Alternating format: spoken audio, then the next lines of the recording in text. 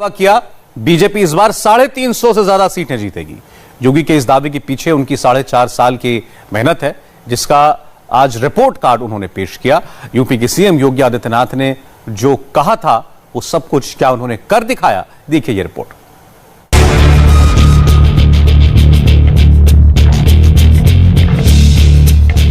साढ़े 4 साल में उत्तर प्रदेश कितना बदला, क्या क्या बदला, क्राइम रेट में कितनी गिरावट आई, विकास का ग्राफ कितना चढ़ा, किसानों के लिए कितना सरकारी खजाना खोला गया और कैसे कोरोना में राज्य को बचाया गया। सारे सवालों के जवाब किसी और से नहीं बल्कि सीधे उत्तर प्रदेश के मुख्यमंत्री योगी आदित्यनाथ से जानिए। योगी सरकार ने जनता के बीच अपने 4.5 साल का रिपोर्ट कार्ड पेश किया। 2017 के चुनाव से पहले यूपी कैसा था और 2021 में उत्तर प्रदेश की कैसी तस्वीर है, पॉइंट टू पॉइंट सीएम योगी ने समझाया।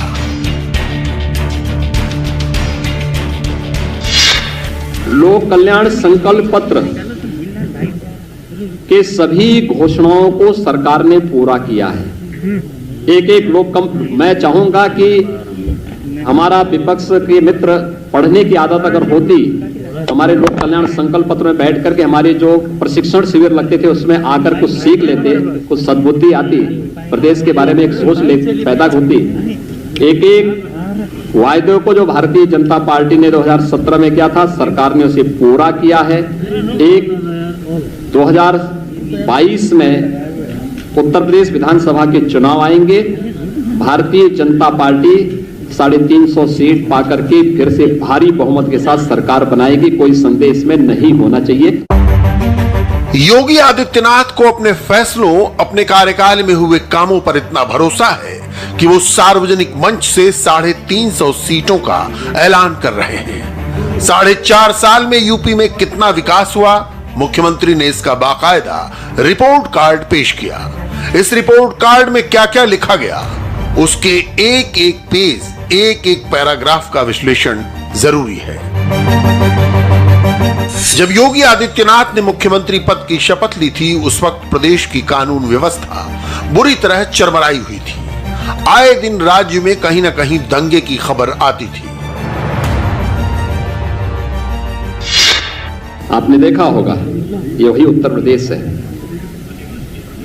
जहां पर पेशेवर अपराधी और माफिया सत्ता के शागिर्द बनकर के सत्ता के संरक्षण में भय और दहशत का माहौल पैदा करते थे, अराजकता फैलाते थे। दंगा प्रदेश की प्रवृत्ति बन चुकी थी।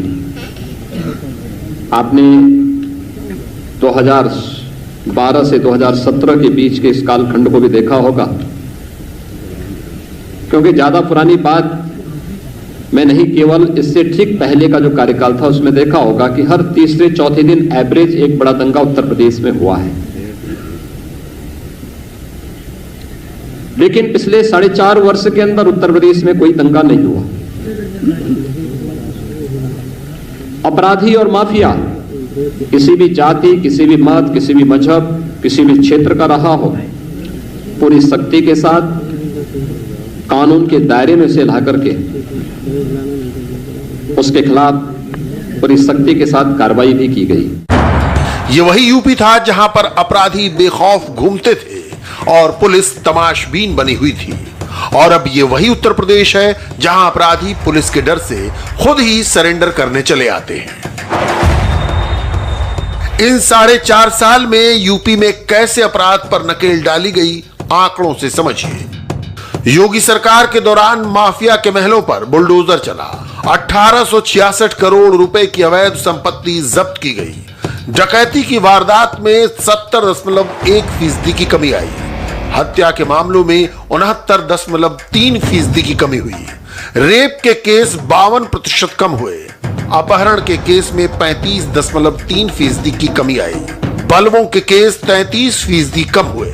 इस दौरान 150 अपराधी एनकाउंटर में ढेर हुए।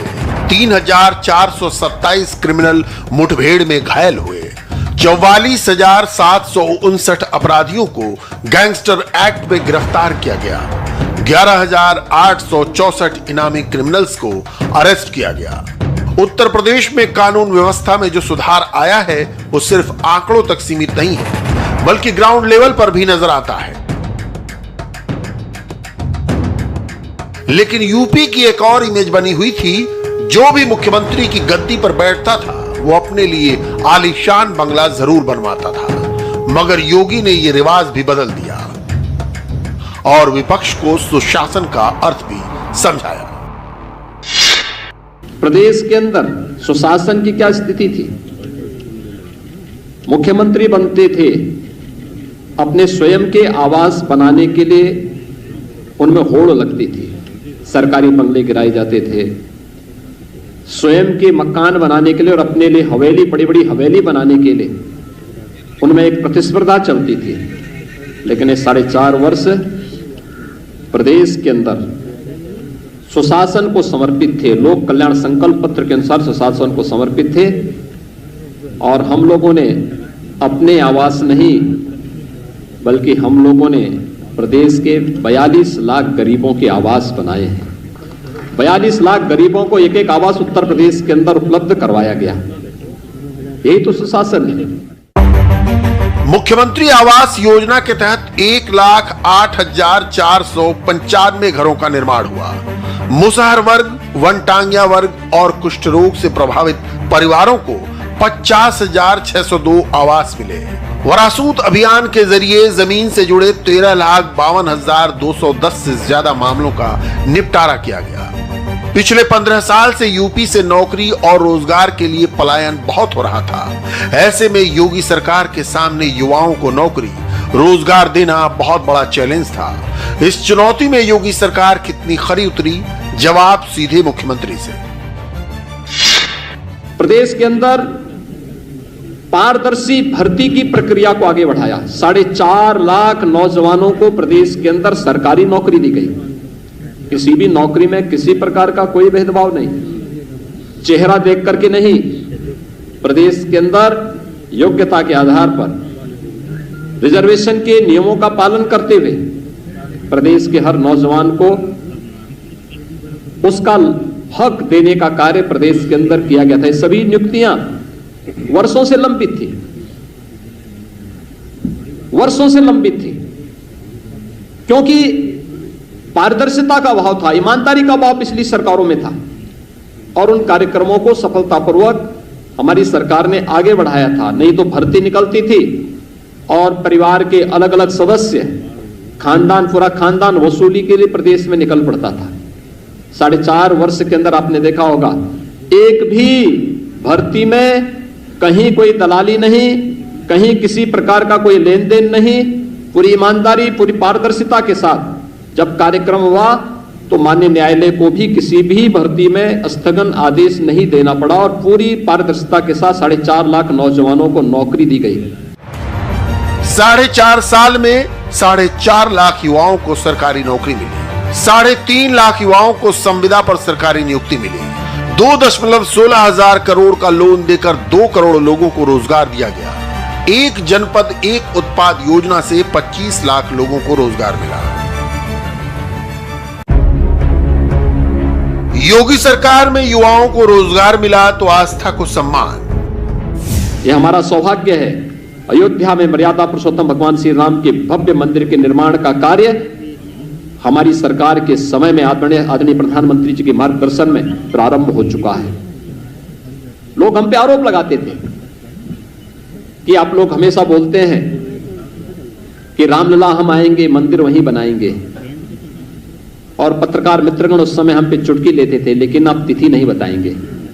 हमने कहा तिथि भी बताएंगे और 5 अगस्त 2020 को प्रधानमंत्री जी के कर कमलों में अयोध्या में राम मंदिर के निर्माण कार्य का भव्य शुभारंभ भी हो चुका है। वहां की प्रगति आप देख रहे होंगे।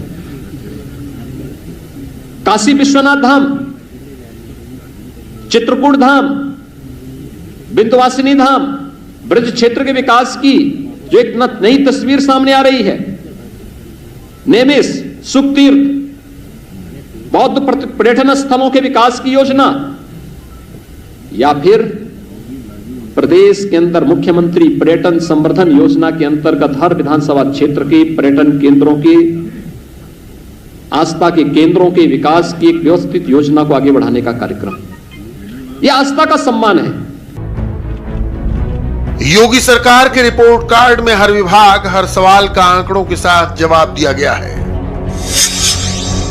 4.5 साल के शासन के दौरान 15,286 किलोमीटर नई सड़कें बनी, 14,471 किलोमीटर सड़कों का चौड़ीकरण हुआ, 3,49,274 किलोमीटर सड़कें गड्ढा मुक्त हुई, 925 छोटे बड़े पुलों का निर्माण हुआ, 124 लॉन्ग ब्रिज बनकर तैयार हुए, 355 स्मॉल ब्रिज का काम प्रगति पर है, 54 रेल फ्लाईओवर का काम जारी है।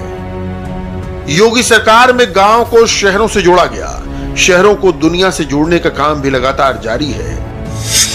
10 महानगरों में मेट्रो रेल प्रोजेक्ट शुरू हुए, पहली बार प्रदेश में 5 इंटरनेशनल एयरपोर्ट पास हुए, 59 जिलों में मेडिकल कॉलेज का काम जारी है, एशिया की सबसे बड़ी फिल्म सिटी प्रस्तावित की गई, 5 एक्सप्रेसवे का काम प्रगति पर है।